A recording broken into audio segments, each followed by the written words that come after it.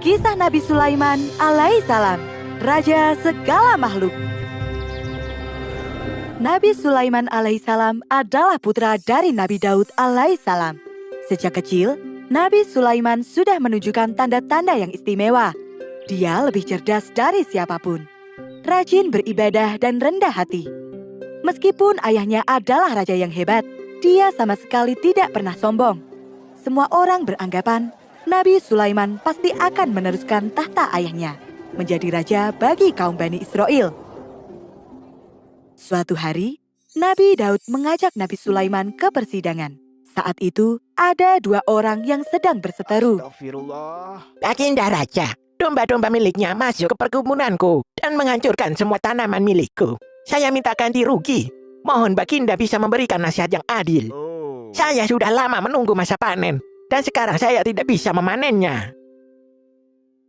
Nabi Daud bertanya kepada pemilik domba, apakah benar dombanya telah merusak perkebunan itu? Dan si pemilik domba membenarkan hal tersebut.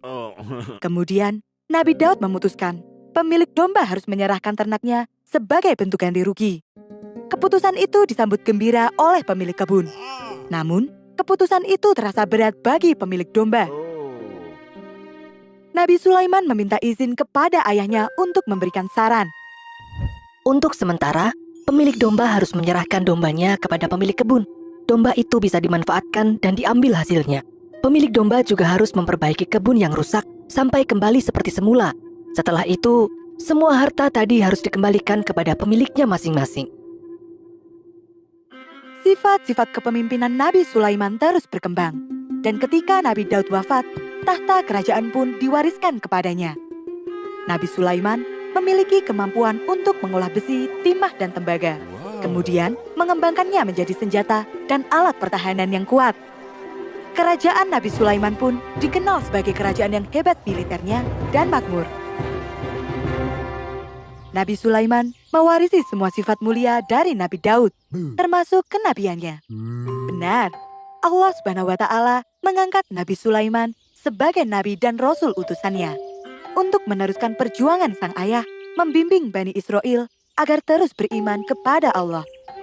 Allah juga menundukkan semua makhluk lain seperti burung-burung, angin, hingga bangsa jin di bawah kuasa Nabi Sulaiman. Suatu hari, Nabi Sulaiman bersama pasukannya melintas di sebuah padang rumput. Tiba-tiba terdengar jeritan seekor semut.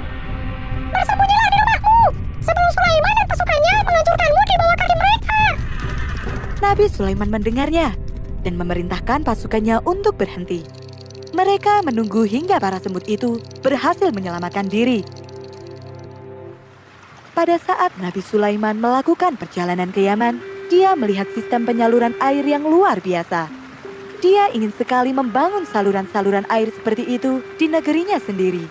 Namun sayang, negerinya tidak memiliki sumber mata air yang cukup.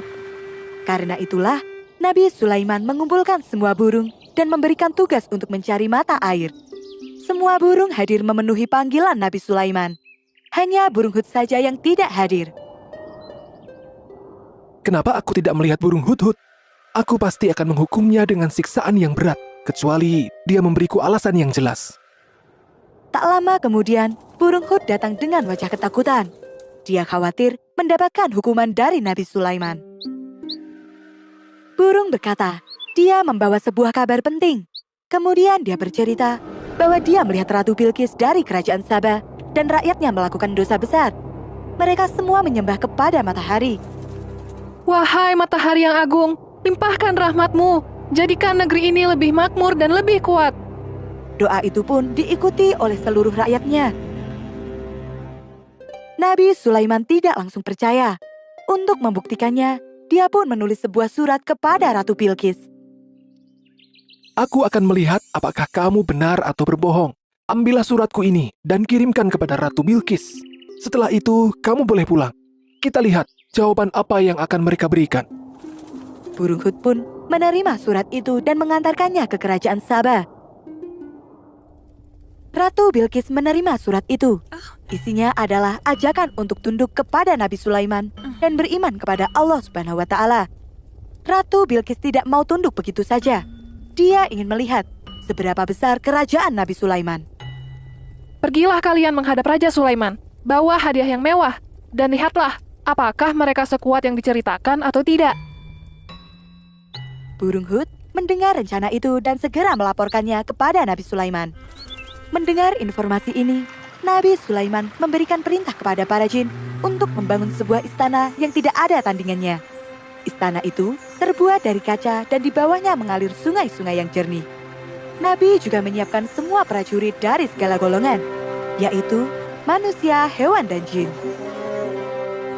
Para utusan Ratu Bilqis tercengang melihat kemegahan istana Nabi Sulaiman. Ditambah lagi ketika melihat barisan pasukan yang begitu banyak. Mereka terbata-bata menyampaikan hadiah dan pesan dari sang ratu. Namun, Nabi Sulaiman menolak semua hadiah itu sambil berkata, Kembalilah kamu dengan semua hadiah ini kepada ratumu. Utusan Ratu Bilqis kembali pulang dan menyampaikan semua pesan dari Nabi Sulaiman. Raja Sulaiman berkata akan mengirim bala tentara ke sini jika ratu tidak menuruti perintahnya. Beliau meminta ratu untuk datang sendiri dan menyerahkan diri. Bagaimana kekuatan mereka? Mereka sangat kuat, ratu. Jawab sang utusan. Wajahnya terlihat pucat dan ketakutan. Ratu Bilqis mengumpulkan semua panglima dan meminta pendapat. Apa ratu berniat untuk menyerah dan membuang Tuhan yang selama ini kita sembah? Lalu, apa yang bisa kita lakukan? Kami hanya bisa berperang, ratu. Tapi kita akan kalah. Raja Sulaiman begitu kuat. Ratu Bilqis pun memutuskan untuk pergi ke kerajaan Nabi Sulaiman. Dia akan datang sendiri dan melihat sekuat apa Nabi Sulaiman. Perjalanan yang sangat panjang pun ditempuh oleh Ratu Bilqis. Tanpa diketahui oleh sang ratu, burung Hud selalu mengawasi gerak-geriknya. Ketika sang ratu sudah dekat, burung Hud pun pergi menemui Nabi Sulaiman untuk melapor. Nabi Sulaiman bermaksud untuk menunjukkan mukjizat yang dimilikinya kepada sang ratu, agar dia dan semua rakyatnya tunduk. Nabi Sulaiman bertanya kepada burung Hud, apa yang paling dicintai oleh Ratu Bilqis? Dan burung Hud menjawab, Singgasananya. Nabi Sulaiman kemudian bertanya kepada pasukannya, adakah yang sanggup membawa tahta itu? Jin Ifrit menjawab, Aku akan membawa tahta itu ke sini sebelum engkau sempat memejamkan matamu. dalam sekejap saja, tahta Ratu Bilqis yang berada di kerajaan Sabah sudah berpindah ke istana Nabi Sulaiman. Padahal jaraknya sangat jauh sekali. Nabi Sulaiman memanjatkan pujian kepada Allah Subhanahu wa Ta'ala atas semua mukjizat yang diberikan kepadanya. Allahu Akbar. Rombongan Ratu Bilqis disambut dengan ramah. Sama seperti para utusan terdahulu, rombongan kali ini pun terkagum-kagum pada kemegahan istana Nabi Sulaiman.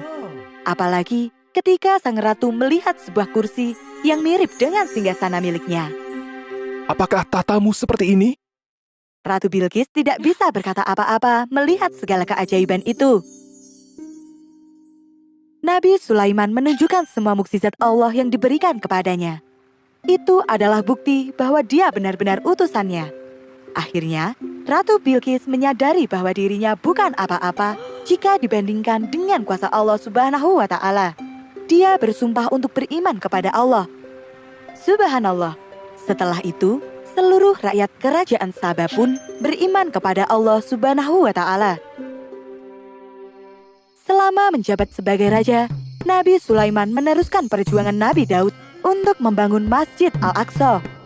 Selama pembangunan, Nabi berdoa kepada Allah agar menjadi raja yang bijak, memiliki kerajaan yang tidak ada tandingannya, dan mengampuni dosa siapapun yang mengunjungi Masjid Al-Aqsa.